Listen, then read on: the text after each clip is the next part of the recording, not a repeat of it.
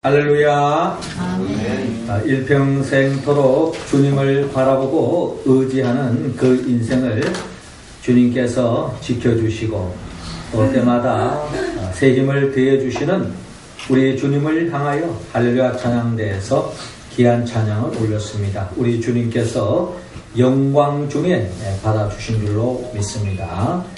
찬양의 가사처럼 우리의 삶의 자리에서 매 순간순간 주님을 바라보고 더욱더 주님을 의지함으로 반석 위에 굳게 세움받는 우리 모두가 되기를 주의 이름으로 축원합니다.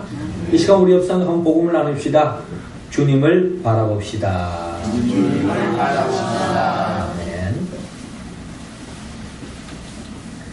영국의 대문호 프란시스 베이컨이 그가 옥스퍼드 대학을 다닐 때에 종교학 시험을 치르게 되었습니다. 그 시험의 문제 내용이 오늘 성경의 본문에 기록되어 있는 가나의 혼인잔치지에 이 물이 포도주로 변한 사건을 종교학적으로 해석하라 라고 하는 문제가 나왔습니다.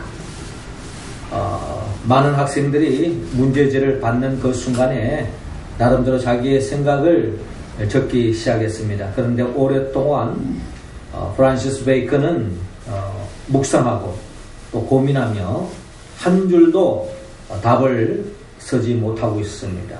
그리고 시험 끝나기 직전에 많은 학생들이 답안지를 내고 있는 그 순간에 프란시스 베이컨이 한 문장으로 그가 답을 냅니다. 물이 주인을 만나니 얼굴이 붉어지다. 물이 주인을 만나니 얼굴이 붉어지다 하는 짤막한 답을 적고서 답지를 내고 나갔다는 이야기가 있습니다. 아마 그 순간에 프란시스 베이컨은 물을 창조한 자가 누구냐? 그분이 바로 예수 그리스도라고 그는 믿었던 것 같습니다. 그래서 물을 창조하신 물의 주인이 되신 그 주님을 물이 만났을 때에 그 물이 얼굴이 붉어진 물과 같이 물이 포도주로 변화되었다. 이렇게 기술했던 것입니다. 물은 어떻게 본다면은 특별한 색깔이 없습니다. 또 맛도 물맛인데 뭐 다른 어떤 음식에 비해서 특별한 맛을 느끼지 못하는 것이 바로 물맛 아니겠습니까? 그와 같이 무의미했던 특별한 맛이 없었던 이 물맛을 느끼는 이 물이 주님과의 만남을 통해서 주님으로 인하여서 달콤한 맛있는 포도주로 변화되었다 하는 것이 오늘 요한복음 2장에 가나의 혼인 잔치집에 일어난 예수님의 첫 번째의 기적을 우리는 바라볼 수 있습니다. 그렇습니다. 물과 같이 무의미한 우리 인생도 예수 그리스도를 만날 때에 우리의 삶이 의미 있고 가치 있고 달콤한 인생으로 변할 수 있다는 것을 오늘 성경은 우리에게 말씀하고 있습니다. 하나님은 우리 모두가 예수 그리스도를 통하여서 진정한 하나님의 나라의 기쁨을 누리고 가치 있고 의미 있고 행복한 삶을 우리 모두가 살아가기를 하나님은 원하고 있습니다. 오늘 성경은 어떻게 하면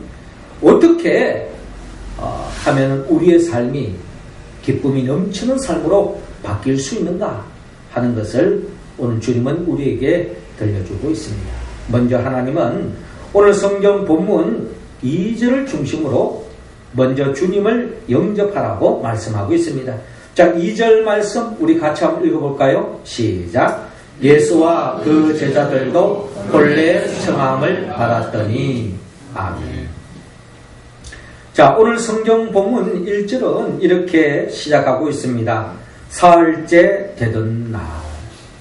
여기서 말하는 이 사흘째는 예수님께서 우리가 지난 주일에 주님의 세례 주일을 통해서 예수님께서 세례 요한을 통하여 세례를 받았습니다.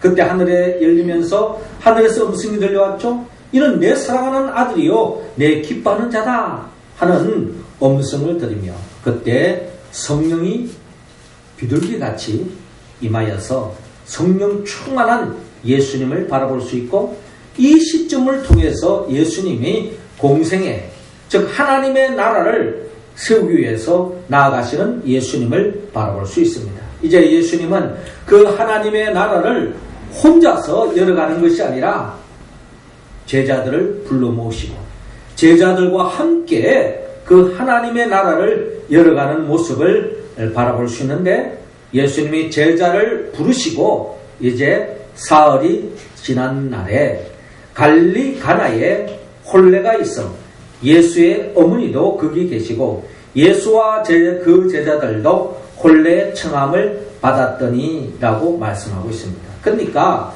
이 갈릴리 가나라고 하는 이 동네에 혼인잔치가 있었는데 아마 이 혼인잔치의 이 혼례식이 아마 예수님의 아마 친척쯤 되지 않았을까 생각되어집니다. 그래서 예수님의 어머님이 그 혼인잔치집에 먼저 가 계셨는데 그 혼인잔치집에 손님으로 간 것이 아니라 그 혼인을 뜻깊게 또 아주 그냥 좋은 잔치로 진행하기 위해서 그 혼인잔치의 진행자로 어떻게 본다면 그 혼인잔치가 무난하게 진행되어질 수 있도록 또한 도로 예수님의 어머님이 먼저 가셨다라는 것입니다. 또한 예수님과 그의 제자들도 이 혼인잔치에 청함을 받았다, 초대함을 받았다라는 겁니다. 그래서 예수님과 그 제자들이 이 갈릴리 이 가나의 이 혼인잔치집에 가게 되어진 배경을 먼저 말씀하고 있습니다. 자, 결론적으로 말한다면 이 혼인잔치집에 더 없는 기쁨이 넘치는 혼인잔치집이 될 수 있었던 첫 번째 계기가 바로 예수님을 초대하는 데서부터 시작되었다는 것을 오늘 본문을 통하여 헤아려 볼 수 있습니다. 예수님을 그 혼인잔치집에 초대했기 때문에 예수님으로 인하여서 이제 이어지는 내용들이 예수님으로 인하여 이 혼인잔치집의 흥이 깨질 수밖에 없는 그런 상황에도 불구하고 예수님으로 인하여 흥이 깨지지 않고 다시 되살아나고 한마디로 축제 잔치로 계속 진행되어진 과정을 볼 수 있는데 그 계기가 바로 예수님을 그 혼인잔치집에 초대하는 데서부터 시작되었다라는 것입니다. 예수님을 초대한다는 것은 우리가 영적으로 표현해 본다면 예수님을 내 삶으로 초대하는 것입니다. 이것을 요한복음 1장 12절에 영접하는 자라고 표현하고 있습니다. 영접하는 자, 곧 그 이름을 믿는 자들에게는 하나님의 자녀가 되는 권세를 주셨다라고 말씀하고 있는데 예수 그리스도를 내 인생의 주인으로, 예수 그리스도를 내 인생의 왕으로, 예수 그리스도를 내 인생의 목자로 모시고 살아가는 그 인생, 하나님께서는 그 인생을 하나님의 자녀로서 하나님의 나라의 복을 누릴 수 있도록 은총을 베풀어 주신다고 요한복음 1장 12절을 약속하고 있습니다. 뿐만 아니라 요한계시록 3장 20절에 보면 볼지어다 내가 문 밖에 서서 두드리노니 누구든지 내 음성을 듣고 문을 열면 내가 그에게로 들어가 그와 더불어 먹고 그는 나와 더불어 먹으리라 라고 주님께서 말씀하고 있습니다.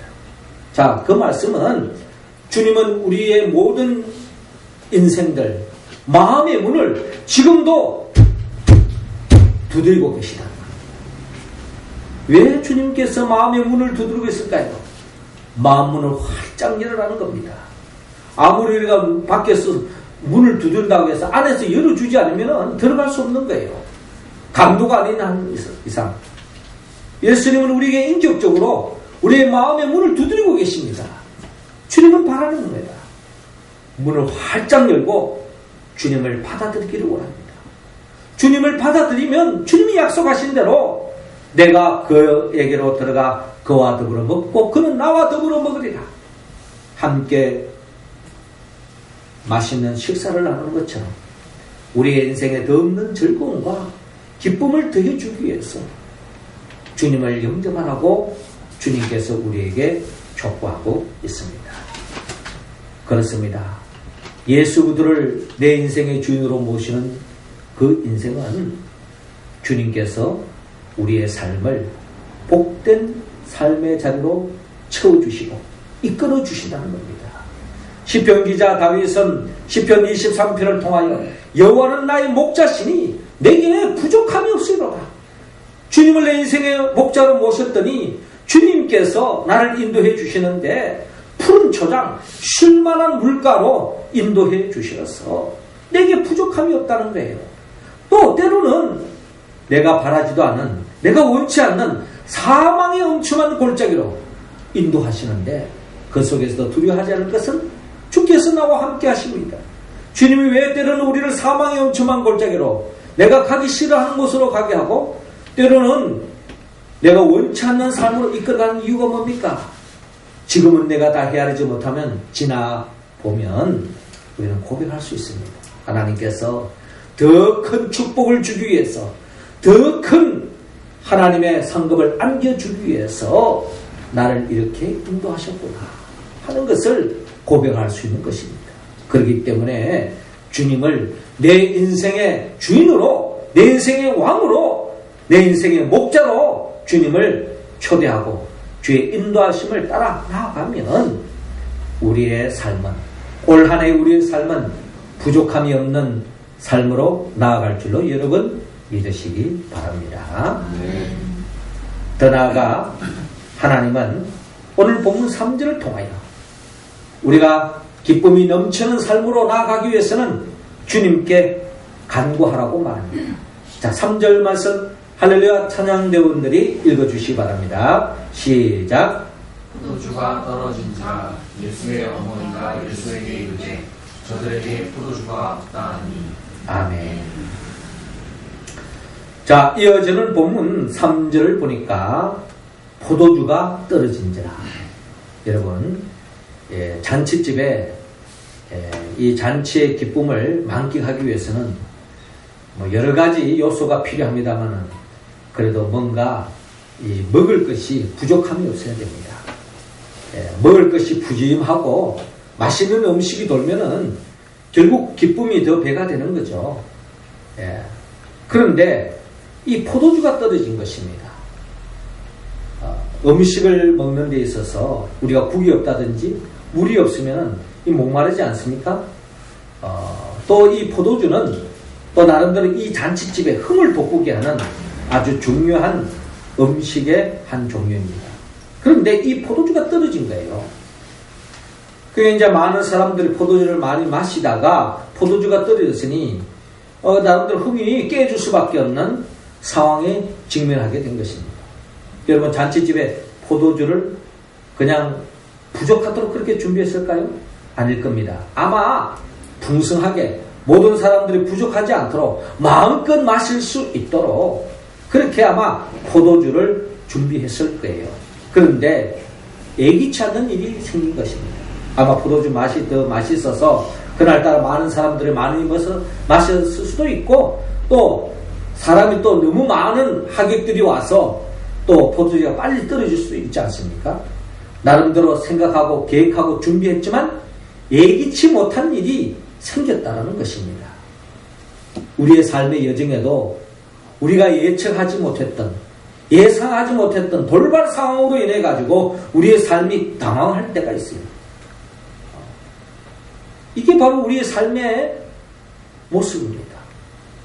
나름대로 계획하고 준비하고 예측도 하고 또 그런 나름대로의 경우수를 생각해서 우리가 나름대로의 준비도 하지만 예상치 못한 일들이, 돌발 상황이 우리의 삶의 곳곳에 다 놓여져 있다는 겁니다. 가정사나 역사나 모든 삶의 자리에 이런 경우가 있을 수 있다는 거죠. 자, 이런 상황에 예수의 어머니가 예수에게 이르되 저들에게 포도주가 없다라고 예수님의 어머님이 이런 아주 급박한 상황, 돌발 상황 속에서 당황할 수밖에 없는 이 상황 속에서 이 현실을 예수님께 고스란히 그대로 전하고 있습니다. 저들에게 포도주가 없다. 그 말은 뭡니까? 좀 예수님을 향해서 뭔가 좀 문제 해결해 달라고 하는 그런 마음으로 아마 예수님의 어머님이 예수님께 말씀했을 거예요. 아마도 예수님의 어머님은 예수님이 어떤 존재인지 그 누구보다 먼저 알았던 분이 바로 마리아 아니겠습니까? 예수님을 잉태하는 그 순간에도 가브리엘 천사가 다가와서 내 태중에 있는 이 아들은 이름을 예수라. 이는 자기 백성들의 죄에서 구원할 자라고 말씀하시며 이름까지 미리 지어주시고 아직도 남자를 모르는 이 마리아가 성령의 도우심으로 예수님을 잉태했고 예수님의 성장 과정을 통해서 예수야말로 그리스도라는 것을 그 누구보다도 아마 먼저 알았을 것입니다. 그래서 아마 예수님을 초대한 이유도 아마 이런 연유에서도 모릅니다. 이 결혼식이 축제의 결혼식이 되게 하기 위해서 아마 예수님을 초대했을 수도 있고 또 이런 돌발 상황 속에서 예수님께 다가가면 어떤 문제든지 다 해결할 수 있으라는 생각으로 저들에게 포도주가 없다라고 예수님의 어머님이 예수님께 말씀드린 겁니다. 이때 예수께서 이르시되 여자여 나와 무슨 상관이 있나이까 내 때가 아직 이르지 아니하였나이다 라고 말씀합니다. 예수님의 답변은 뭔가 좀 살갑지 않은 또 어떻게 보면은 우리 정서와는 좀 거리가 먼 듯한 예수님의 답변으로 여길 수 있습니다. 무슨 어머니 보고 여자여 라고 표현하느냐. 그러나 헬라어 원문을 들여다보면 이 여자여 라고 하는 이 디나이라고 하는 이 표현은 마치 왕이 왕후를 향하여 사랑스러운 왕후를 향하여 부르는 예칭으로 표현하고 있습니다. 어머니를 향한 존경과 사랑의 표현으로 어머니를 부르고 있습니다. 그러면서도 불구하고 나와 무슨 상관이 있나이까 내 때가 아직 이르지 아니하였나이다. 아마도 예수님은 나름대로의 하나님의 나라를 열어가는 그런 나름대로의 어떤 계획을 가지고 계시고 나름대로 시간적으로 스케줄을 짜놓고 있는데 예수님은 여기에서 뭔가 표적을 일으키려고 하는 생각이 없었을지도 모릅니다. 그럼에도 불구하고 진행되어진 과정을 보면은 결국 예수님께서 이 어머니의 간청을 그대로 들으시고 응답하시는 예수님을 만날 수 있습니다. 그렇습니다. 우리의 삶에도 예기치 않는 일이 생겨질 때 이것으로 인하여 낙심할 수도 있고 또 예기치 않는 상황으로 인하여서 그 상황 속에서 우리가 쉽게 생활 속에 하는 것처럼 남에게 책임 전가할 때도 있습니다. 내가 뭘 하더냐? 내가 그렇게 준비하라고 하지 않았느냐? 네 때문에 이렇게 됐다 하면서 서로서로 책임 전가하고 서로서로 짜증을 부리는 그런 모습도 있을 수 있는 것입니다.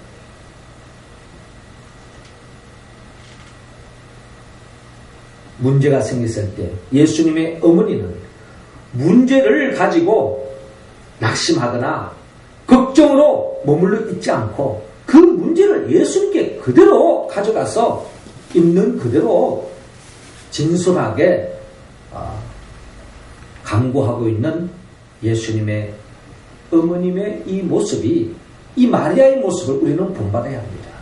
우리도 우리의 삶의 자리에 문제가 생겼을 때 낙심하지 말고 그 얼굴을 원망하지 말고 남 탓하지 말고 그 문제를 고스란히 안고 주님 앞에 그대로 간구해야 합니다. 기도해야 합니다. 간청해야 합니다. 주님은 우리의 기도를 귀를 기울이시고 응답해 주십니다. 누가복음 11장 9절에 보면 구하라 그러면 너희에게 주실 것이요 찾으라 그러면 찾아낼 것이요 문을 두드리라 그러면 너희에게 열릴 것이니 라고 주님께서 말씀합니다. 우리의 삶에 어떤 문제가 생깁니다. 내가 찾고 있는 것이 있을 때 주님 앞에 간구하고 부르짖고 기도하라는 것입니다. 너는 내게 부르짖으라. 내가 내게 응답하겠고 내가 알지 못하는 크고 비밀한 일을 내게 보이리라. 우리가 이 세상을 삶에 있어서 내 필요가 채워지지 않을 때 누구 탓하지 말고 누구 원망하지 말고, 이거는 믿음이 없는 사람들이 하는 이야기죠. 결국 그 어떤 것은 정부가 문제를 해결해 주는 게 아닙니다. 우리의 만왕의 왕은 우리의 승길자 예수 그리스도께 우리의 삶을 그대로 고스란히 간구하면 우리의 기도를 하나님이 응답해 주실 줄로 믿습니다. 왜 정책이 이러냐? 왜 있다고냐? 이거는 믿음의 사람들이 하는 이야기가 아닙니다. 여러 가지 이 세상을 바라보면서 우리의 마음을 무겁게 하고 힘들게 하고 우려되는 일들이 요즘 얼마나 많습니까? 그럴 때에 믿음의 사람들은 새벽을 깨우고 기도하고 수요 기도, 금요 기도를 통해서 우리가 틈틈이 시간 내어 기도해야 될 줄로 믿습니다. 주님은 우리의 기도를 반드시 응답해 주십니다. 사람에게 기대고 사람에게 간구하는 것은 응답의 한계가 있어요. 그러나 우리 주님께 간구했을 때 주님은 우리의 모든 문제를 해결해 주실 줄 여러분 믿으시기 바랍니다. 이스라엘 백성들이 가나안 땅으로 가는 그 길목을 가로막았던 아말렉 족속이 있었습니다. 그때에 이스라엘 백성들이 여호수아를 중심으로 해서 아말렉과 대적해 나갈 때에 모세가 기도의 손을 높이 들면은 결국 여호수아 군대가 이기고 기도의 손이 내려오니까 아말렉 군대에게 지고 있는 겁니다. 이런 영적 비밀을 알았던 모세와 아론과 훌이 모세의 팔이 내려오지 않도록 같이 기도하는 마음으로 손을 높이 들었을 때에 하나님께서 여호수아가 이끄는 그 군대를 승리의 길로 이끌어 주셨다는 것입니다.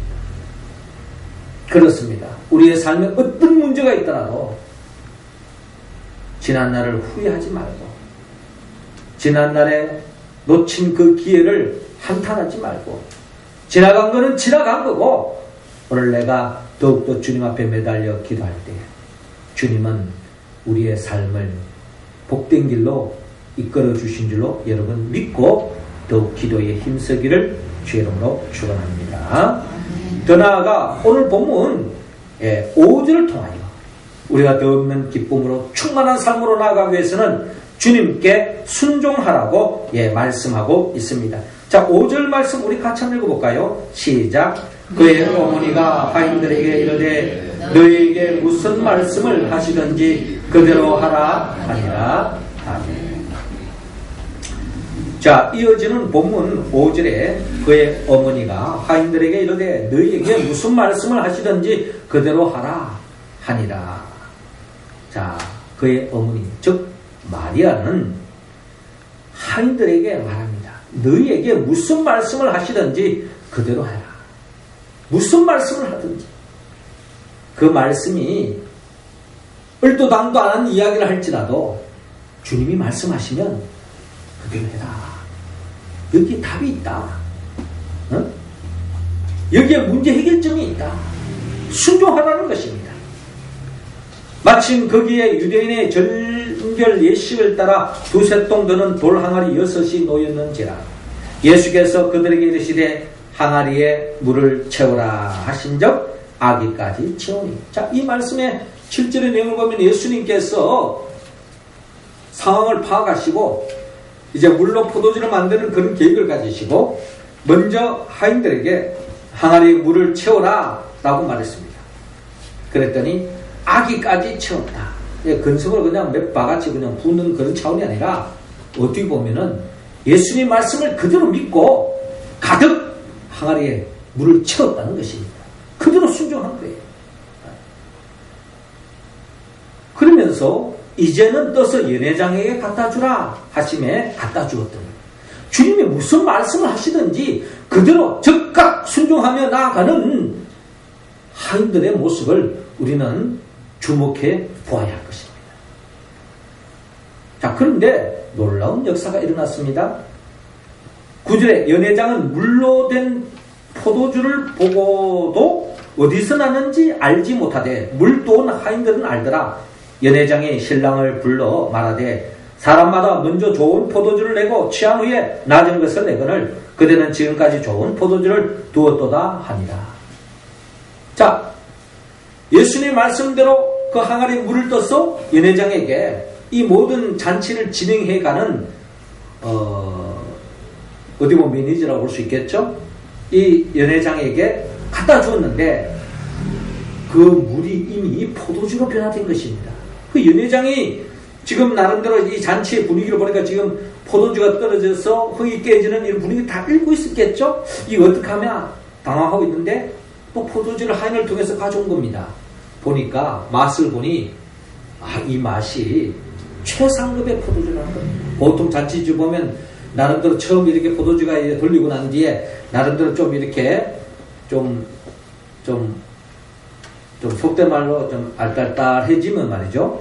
예, 좀 하급의 최상급이 아닌 처음에는 좋은 거 내놨다가 이제 시간이 갈수록 약간 취했기 때문에 좀 하급의 그 어떤 포도주를 내놓는 것이 보통 관례인데 어떻게 된 것인지 최상급의 포도주가 또 나오는 겁니다. 지금 이 연회장은 뭐 이 포도주가 어디 나온지 모르고 그냥 이 집에서 이렇게 또 준비해놨는 것보다 하면서 칭찬하는 것으로 또 더 맛있는 포도주를 내서 즐거워하는 그 정도의 머물이 있지만 여러분 하인들은요 이게 지금 어디서 나왔는지 알고 있다는 겁니다. 아마 이 하인들은 아마 더없이 이 연회장이 경험하지 못했던 또 하나의 감격 그것을 아마 누리고 있었을 거예요. 여러분 이 감격은 어디에서 나오느냐? 주님의 말씀하시는 대로 그대로 순종하는 데서 나왔다 하는 것을 오늘 성경을 통하여 우리가 바라볼 수 있습니다. 그렇습니다. 주님의 말씀은 때로는 우리에게 황당하게 들려올 때가 있습니다. 내 이론적으로 또 상식적으로 합리적으로 생각할 때에 얼토당토 아닌 말씀으로 내게 다가올 때가 있습니다. 왜 그러느냐? 그 말씀은 때로는 우리가 인간적인 자존심을 접어야 할 때도 있습니다. 때로는 그 말씀을 순종했을 때에 물질적인 손해를 볼 때가 있어요. 또 그 말씀에 순종했을 때에 나의 소중한 시간을 빼앗긴다라는 느낌이 들 때도 있습니다. 또 때로는 그 말씀대로 그대로 순종하는 것이 마침 세상적으로 바보처럼 여겨질 때도 있다는 겁니다. 그러나 하나님의 나라는 말씀 그대로 순종하는 자들의 몫이며 하나님의 말씀에 순종하는 자들이 하나님이 예비해 놓으신 그 복을 차지했다는 것을 성경 66권을 통하여 우리에게 증거하고 있습니다. 물이 포도주로 변화되는 놀라운 역사. 물론 주님이 하셨지만 거기에 순종하는 사람에 의해서 일어났다는 겁니다. 우리 명륜제일교회가 어떻게 보면 맹물과 같은 그런 교회일지도 모르지만 주님이 우리 교회 역사하시고 주의 말씀에 우리 성도들이 순종하며 나갈 때 우리 교회는 이 세상을 기쁘게 하고 하나님의 마음을 기쁘게 해드리고 하나님께 영광 돌리는 이 세상을 살맛나는 세상으로 만드는 그와 같은 포도주와 같은 존재로서의 우리 교회로 변화될 줄로 믿습니다. 그 역사는 순종하는 사람에 의해서 일어난다는 것입니다. 믿음의 선배 노아도 여러분 하나님의 말씀에 순종했습니다. 모든 세상 사람들이 이 살기 좋을 때 재미나게 살자라고 이야기할 때 노아와 그의 가족은 하나님의 지시한 말씀대로 그대로 순종해 옮겼습니다. 어떻게 본다면 오랜 세월 동안 그 말씀에 순종한다는 것이 무엇을 의미하는지 판가름이 나잖아요. 모든 사람들이 이렇게 살기 좋고 재밌게 살고 있는데 왜 우리는 허구한 날 이 방주를 짓고 앉아 있어야 되느냐? 지금 무슨 짓이냐 이게. 그러나 홍수의 심판의 역사가 일어났을 때 노아와 그의 가족은 하나님의 구원의 방주로 인하여서 구원을 맛봅니다. 노아를 향하여 미쳤다라고 말하는 사람들은 다 물의 심판에 의해서 죽음에 이른 것을 바라볼 수 있습니다. 6월절 어린 양의 피를 문설주에 발라라 라고 말했을 때 그 말씀을 그대로 순종한 이스라엘 백성들은 장자의 죽음에서 벗어나서 구원을 받았지만 그 말씀을 귀를 기울이지도 않고 듣지도 않았던 애굽 사람들은 장자의 죽음을 통하여 하나님의 심판이 임했던 것을 볼 수 있습니다. 우리가 잘 아는 바 출애굽 여정 속에도 이스라엘 백성들이 하나님의 말씀을 그대로 순종하지 않고 원망하고 불평했을 때 불뱀을 얻어서 다 죽게 이르게 되었어요. 그런데 하나님께서 살 길을 열어줍니다. 노뱀을 만들어라.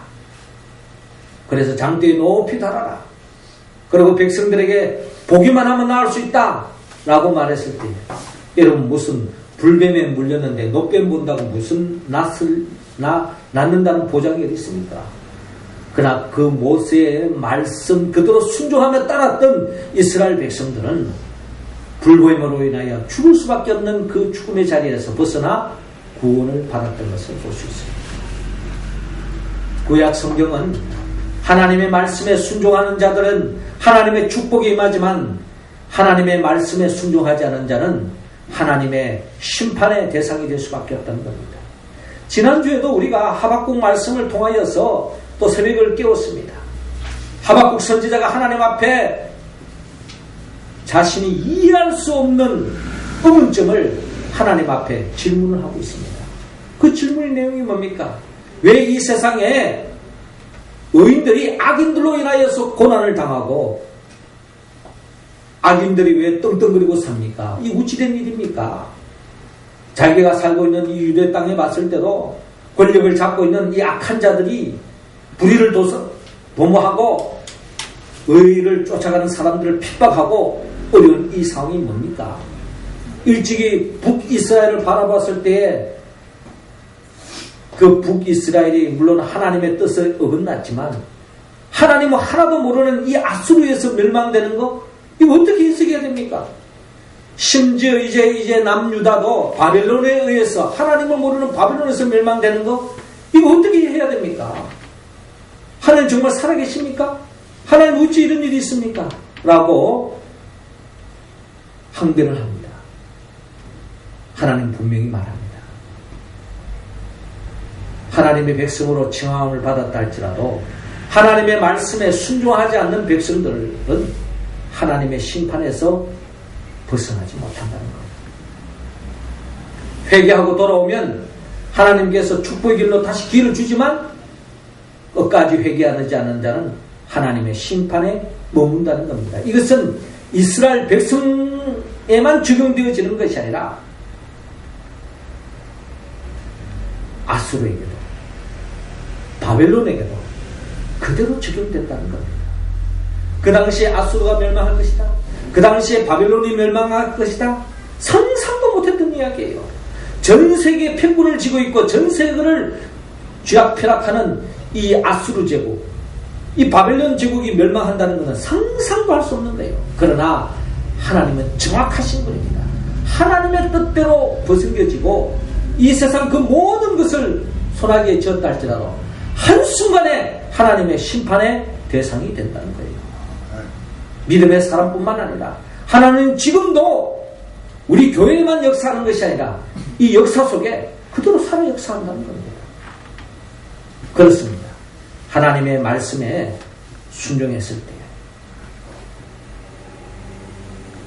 밤새도록 한 마리 고기도 잡지 못했지만 주의 말씀에 순종했을 때에 그물이 찢어지는 기분이 찢어지는 만선의 기쁨은 순종하는 자에게 찾아옵니다. 우리는 이 믿음을 가지고 믿음의 길을 걸어가는 신앙 공동체인 것입니다. 우리 모두가 어떠한 삶의 자리에 있다지 항아리에 물을 채워라 하면 하인처럼 그대로 채우고 이제는 떠서 여자에게 갖다 주어라 그대로 또 순종하는 것처럼 우리 일상 속에서 작은 일에서부터 순종하며 나아갈 때에 순종하는 그 순간에 물이 포도주로 변화되는 것이 아니라 그 진행되어지는 과정 속에서 우리도 모르는 사이에 물이 포도주로 변화되어지는 것처럼 우리의 삶이 우리의 일상 속에서 호련히 하나님의 나라의 기쁨을 맛보는 그와 같은 역사로 우리에게 채워주실 줄로 믿습니다. 사랑하는 성도 여러분, 주님은 올 한 해도 우리 모두가 기쁨이 넘치는 잔치집과 같은 축제의 삶으로 이어지기를 원합니다. 누가 그 복을 누릴 수 있습니까? 예수를 내 삶의 주인으로 영접하고 또 주님께 내 모든 문제를 간구하고 또 주님의 말씀에 철저하게 순종하는 사람들이 그 복을 누릴 수 있다는 겁니다. 그런데 우리가 이 말씀이 어떻게 응답할 수 있습니까? 우리 힘과 의지로 부족합니다. 우리는 성령의 도움이 없이는 이 말씀에 온전히 응답할 수가 없어요. 성령은 예수부터 영입니다. 예수님이 누구입니까? 예수님은 말씀으로 천지 만물을 창조하신 분이요. 또한 우리를 위하여 말씀이 육신에 이 땅에 오셨고 우리 모든 죄를 짊어지고 대신 십자가에 못 박아 죽으시고 죽은 자 가운데 3일 만에 부활하시고 성천하시고 지금도 우리에게 보혜사 성령을 보내주셔서 성령의 도우심으로 주의 교회를 세우며 주의 교회에서 주의 말씀을 이루어가는 우리들을 영원한 축복의 길로 인도하기 위하여 재림하여 오신 그 예수 그리스도 그분의 영 성령의 도움을 입을 때에 우리는 주의 말씀에 응답할 수 있습니다. 우리 모두가 성령 충만함으로 주의 말씀에 응답하여 하나님께 영광 돌리고 하나님이 예비해 놓으신 그 복을 우리 일상 속에서 가정 속에서 직장 속에서 이 역사 속에서 충만히 누리는 우리 모두가 되기를 주의 이름으로 축원합니다. 기도드리겠습니다. 하늘에 계신 우리 아버지, 이 시간 우리 모두에게 성령의 기름을 부어주시고 성령 충만함으로 예수를 내 인생의 왕으로 영접하고 또 문제 생길 때마다 주님께 기도하고 또 주의 말씀에 철저하게 순종하여서 하나님이 예비해 놓으신 그 복을 올 1년 동안 아니 주님 오시는 그날까지 충만히 누리며 살아갈 수 있도록 인도하소서. 예수님의 이름으로 기도하옵나이다. 아멘.